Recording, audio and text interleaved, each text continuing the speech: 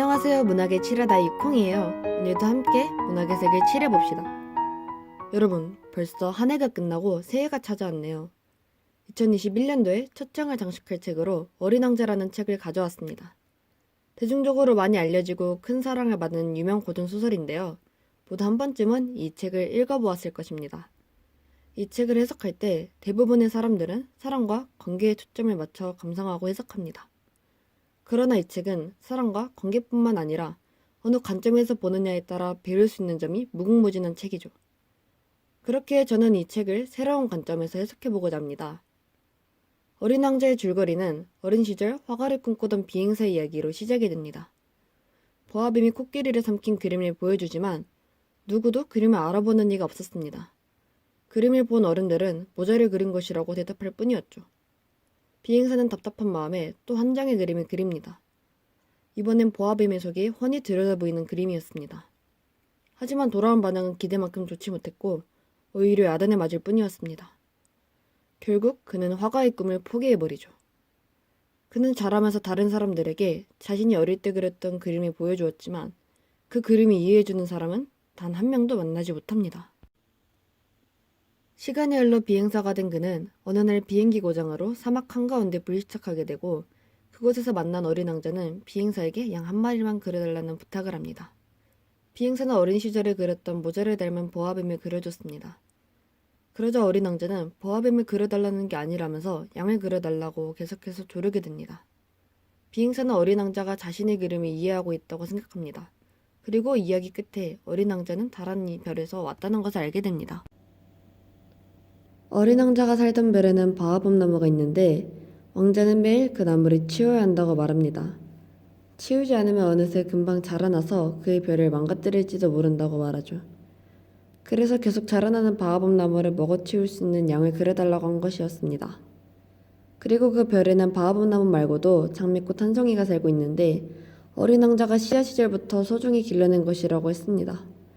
그런데 너무 애지중지 키운 장미는 늘 투정이 많고 어린 왕자에게 너무 많은 것을 요구하는 존재였습니다. 장미의 말을 잘 들어주던 어린 왕자도 결국 장미에게 화가 났고 장미의 오만함을 꾸짖기 위해 자신의 별을 떠났다고 합니다. 결국 이 이유로 인해 자신이 살던 별을 떠나 사하라 사막 한가운데까지 오게 된 것입니다. 어린 왕자는 곧장 사하라 사막으로 온 건 아니었고 이것이 이르기까지 다른 6개의 별을 거쳤다고 합니다. 어린 왕자는 여행을 하면서 6명의 어른을 만나게 됩니다.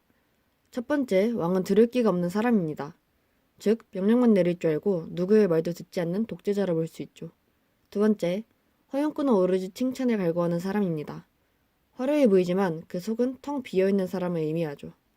그 이유는 그의 모자 내부가 비어있다는 것을 통해 알 수 있습니다. 세 번째, 술꾼은 자기 모손에 빠진 사람이라 할 수 있습니다.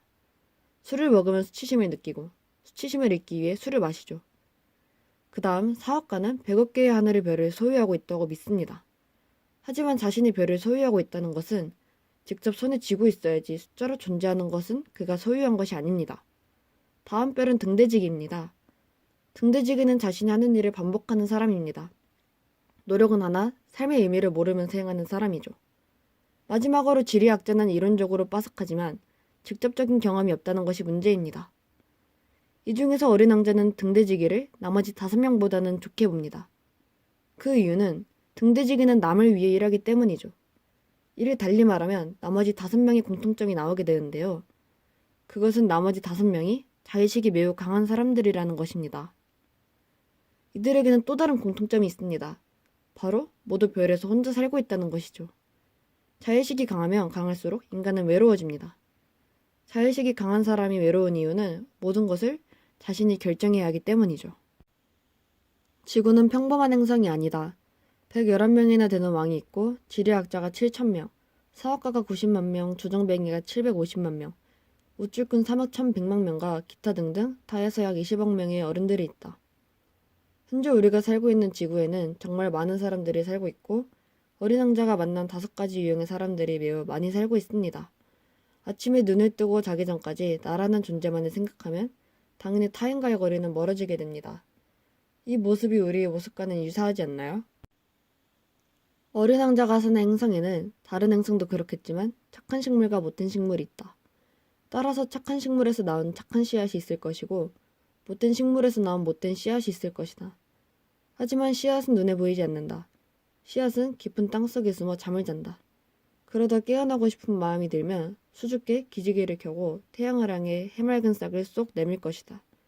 그게 무나 장미의 싹이라면 마음대로 자라게 내버려 두면 된다. 하지만 못된 식물의 싹이라면 그 사실을 알게 된 즉시 뽑아버려야 한다. 어린 왕자는 바오밥나무를 발견하면 빨리 뽑아버려야 한다고 말합니다. 만약 마음속에 바오밥나무를 발견했다면 마치 어린 왕자가 매일 아침 작은 행성에서 거대한 바오밥나무의 씨앗을 제거하였듯 빨리 뽑아야 합니다.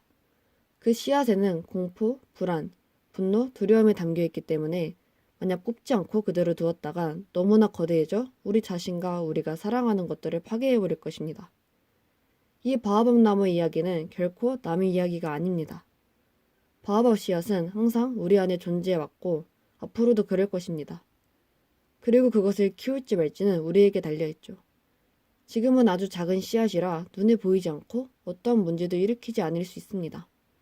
하지만 그 씨앗은 점점 자라나며 뿌리를 뻗어나갈 것이고 결국 우리의 내면 세계를 망가뜨리고 질서를 망가뜨릴 것입니다. 어린 왕자의 행성에는 무시무시한 어떤 씨앗이 있었다. 바로 바오밥 나무 씨앗이었다. 그 행성의 흙은 바오밥 나무 씨앗 투성이었다. 바오밥 나무는 손 쓰는 게 너무 늦으면 영영 없앨 수 없는 그런 나무다. 행성 전체를 뒤엎어버린다. 뿌리로 행성에 구멍을 내버린다. 만약 행성이 아주 작고 바오밥 나무가 너무 많다면 행성은 산산조각 난다. 바오밥 나무는 우리 마음속에 있는 아집입니다. 점점 커질수록 파멸로가는 바오밥 나무를 우리 마음속에 자라나도록 두실 건가요? 교만에는 멸망이 따르고 거만에는 파멸이 따른다. 잠언 16장 말씀입니다. 교만하고 고집 있는 자를 성경은 이렇게 말합니다. 스스로를 높이고 자기중심적이며 고집이 센 자는 결국 스스로를 파멸에 이끌 것입니다. 우리는 우리의 아집과 자기중심적인 태도, 주권을 하나님 앞에 내려놓아야 합니다. 그리고 스스로를 높이는 것이 아닌 섬기고 낮아지는 마음의 씨앗을 키워야 합니다. 저는 이 책의 내용을 해석하며 몇 가지 의문점이 떠올랐습니다. 첫째, 작가는 왜 굳이 아무도 없는 황량한 사막에 비행기가 추락하고 생사의 기로에 놓인 상황에서 어린 왕자를 만나는 설정을 한 것일까요? 저는 이 물음에 대해 고민하다 광야가 떠올랐습니다. 성경에서 광야가 수차례 등장합니다. 광야는 사람이 살지 않는 척박한 땅으로 외롭고 고독한 땅입니다. 누가복음 4장을 보면 예수님께서 40일 동안 금식을 하시며 시험을 받은 곳이기도 하죠. 광야는 스스로를 돌아보고 훈련시키는 장소입니다. 조종사인 나는 죽음 앞에서 어린 왕자와의 대화를 통해 스스로를 돌아보고 고민하게 됩니다. 조종사가 고민을 통해서 찾은 것은 자신 속에 숨어있던 또 다른 자신이 아닌 잊어버린 자신의 모습입니다. 허가가 되고픈 꿈이 좌절된 어린 시절의 아픔을 받아들이며 아픔을 잊는 것이 아닌 철저한 고민을 통해 상처까지 받아들이며 진정한 나를 찾게 되죠. 아무도 없는 사막에 떨어진 것은 결국 조종사가 홀로 내면을 돌아보고 잃어버린 모습을 찾게 하기 위한 설정입니다. 다음 질문은 어린 왕자는 누구이며 어디로 갔을까입니다. 하지만 어린 왕자는 나를 뚫어져라 바라보더니 내 생각에 대답을 했다. 어린 왕자는 조종사가 말하기도 전에 그의 생각을 알고 대답합니다. 그렇게 저는 어린 왕자가 조종사 내면이라고 생각합니다. 비행사인 나가 세상에 찌들어 이전의 관점은 있고 세상과 똑같은 시선으로 바라보기 때문에 어린 시절 가지고 있던 동심의 시점으로 다시 바라볼 수 있게 하기 위해서 찾아온 것이죠. 어린 왕자의 결말은 열린 결말로 끝이 납니다. 즉, 마지막 해석은 각자의 몫으로 돌아가는데요. 저는 조종사가 진정한 나를 찾고 어린 왕자가 자신의 역할을 다했기에 더 이상 있을 필요가 없어 떠난 것이라고 생각합니다. 여러분은 조종사처럼 세상에 너무 찌들릴 것 같아 어릴 때 갖고 있던 순수하고 깨끗한 마음, 동심을 잊지 않으셨나요? 혹은 자기 자신의 생각과 가치관을 잃어버리고 세상의 시선에 맞춰 살고 있진 않으신가요? 그 순수한 마음은 유치하고 멍청한 것이 아닙니다. 아이들의 나라가 마음으로 보고 예민한 감수성과 풍부한 상상력을 지닌 열린 세계라면 어른들의 나라는 수치나 겉모습, 현실적인 눈으로 보는 닫힌 세계입니다. 어른들은 열림의 세계를 스스로 닫고 자기 안의 세계에 안주하려고 하죠. 순수한 나의 경계가 중요한 것이 아닌 예민한 감수성과 풍부한 상상력을 가졌느냐와 수치로 세상을 보느냐의 차이입니다. 우리는 보이지 않는 것을 믿지 못하고 눈에 보이는 것만을 믿고 바라보죠. 책의 시작 부분에 나와 있듯이 어른들은 코끼리를 삼킨 보아뱀을 알아보지 못하고 모자라고 착각을 합니다. 마음으로 봐야 또렷하게 보이는 거야. 정말로 중요한 건 눈에 보이지 않거든.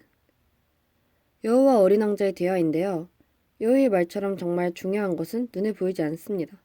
사랑, 믿음, 신뢰, 행복과 같은 것들은 모두 눈에 보이지 않죠.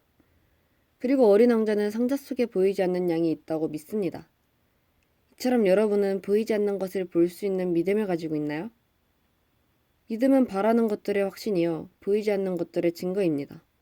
히브리서 11장 1절 말씀입니다. 우리는 보이는 겉모습만 바라보는 것이 아닌 보이지 않는 내면을 바라볼 수 있는 믿음과 눈을 가져야 합니다. 내가 죽은 것처럼 보이더라도 정말로 죽은 건 아니야. 난 아무런 말이 없었다. 그게 내 별은 아주 멀어. 이 몸을 가지고 갈 수도 없다고. 너무 무거워서 말이야.